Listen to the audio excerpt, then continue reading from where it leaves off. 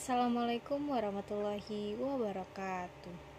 Perkenalkan, nama saya Andi Mandari dari Manajemen 22A dengan NPM 224111042. Di sini saya akan menjelaskan presentasi dari materi uji normalitas. Uji normalitas adalah uji statistik yang digunakan untuk menguji apakah data yang diamati memiliki distribusi normal atau tidak. Distribusi normal adalah distribusi yang terlihat seperti gunung atau bel yang terpusat di tengah. Dengan sebagian besar data yang terkonsentrasi di sekitar titik tengah dan sebagian kecil yang tersebar di sekitar ujung, atas dan bawah. Uji normalitas biasanya digunakan dalam penelitian kuantitatif untuk memastikan bahwa data yang diamati memenuhi asumsi yang diperlukan oleh beberapa metode analisis statistik, seperti analisis regresi atau uji T. Jika data tidak memiliki distribusi normal, maka metode-metode tersebut mungkin tidak memberikan hasil yang akurat, sehingga penting untuk mengetahui apakah data tersebut normal atau tidaknya. Ada beberapa metode yang dapat digunakan untuk menguji normalitas suatu data. Namun, yang paling umum adalah uji normalitas Kolmogorov-Smirnov, uji normalitas Shapiro-Wilk data, dan uji normalitas Anderson-Darling. Dalam uji normalitas, hipotesis nolnya adalah bahwa data berasal dari populasi yang berdistribusi normal, sementara hipotesis alternatifnya adalah data berasal dari populasi yang tidak berdistribusi normal. Jika hasil normalitas menunjukkan nilai signifikan, maka hipotesis nol ditolak dan data dianggap tidak berdistribusi normal. Sebaliknya, jika hasil uji normalitas tidak menunjukkan nilai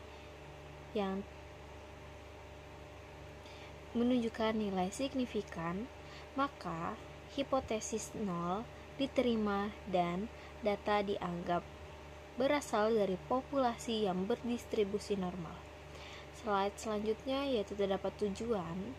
Menurut Ghazali tahun 2017 menyatakan bahwa uji normalitas bertujuan untuk menguji apakah dalam model regresi variabel pengganggu atau residual memiliki distribusi normal.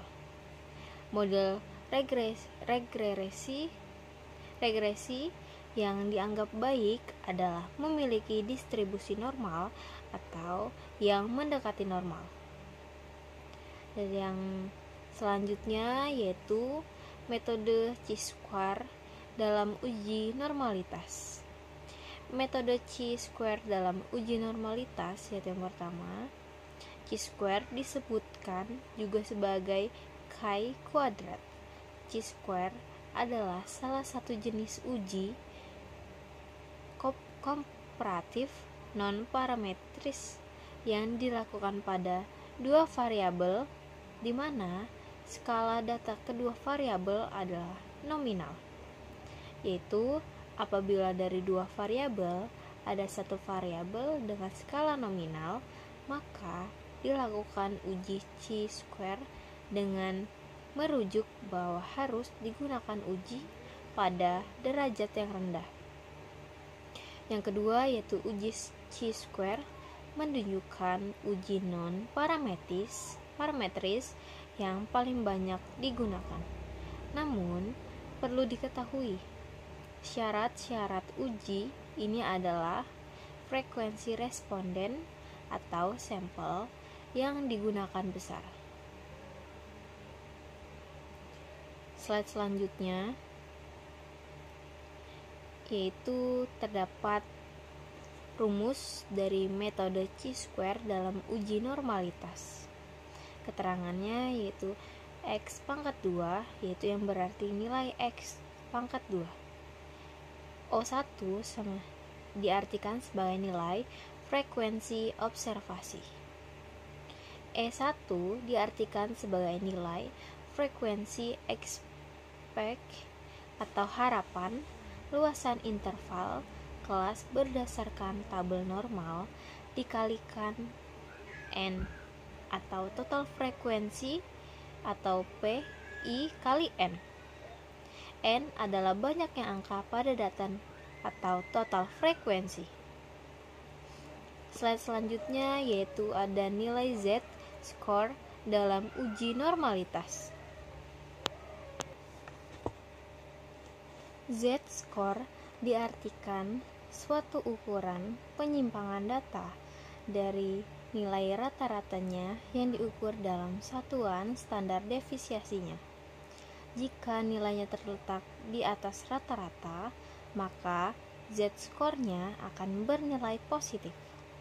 Sedangkan apabila nilainya di bawah nilai rata-rata, maka Z-score-nya akan bernilai negatif. Z-score ini juga disebut dengan nilai standar atau disebut dengan nilai baku. Manfaat dari menstandarisasikan nilai-nilai skor mentah atau nilai yang diamati dari distribusi normal menjadi Z-score atau skor Z.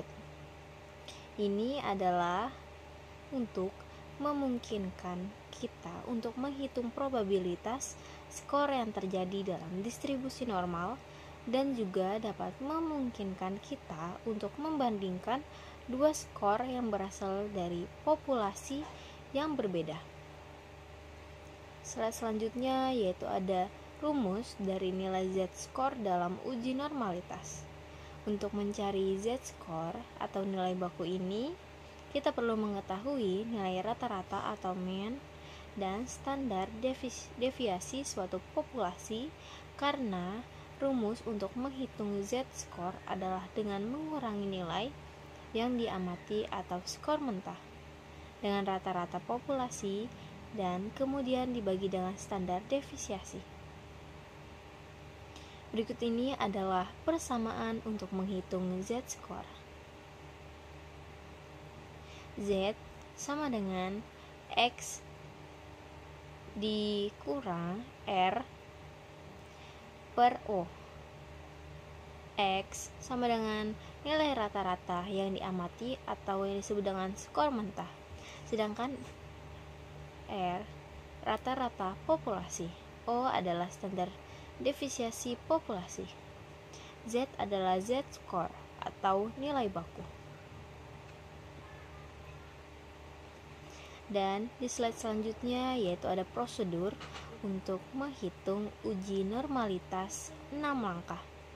Yaitu yang pertama, merumuskan hipotesis. HO atau yang disebut dengan data berdistribusi normal. HA yaitu yang berarti data tidak berdistribusi normal. Yang kedua yaitu membuat tabel bantu untuk penyajian data.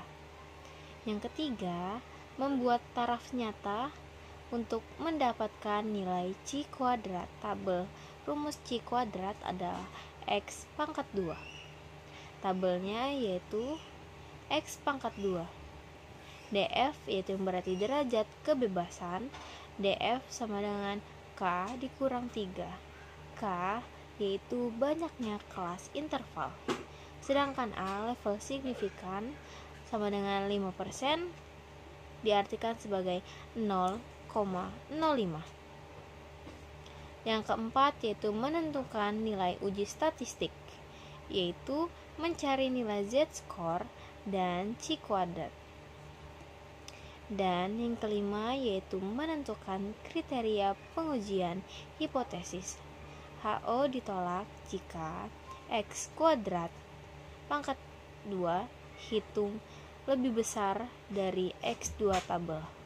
HO diterima jika X pangkat 2 hitung kurang dari X pangkat 2 tabel. Yang keenam yaitu memberikan kesimpulan.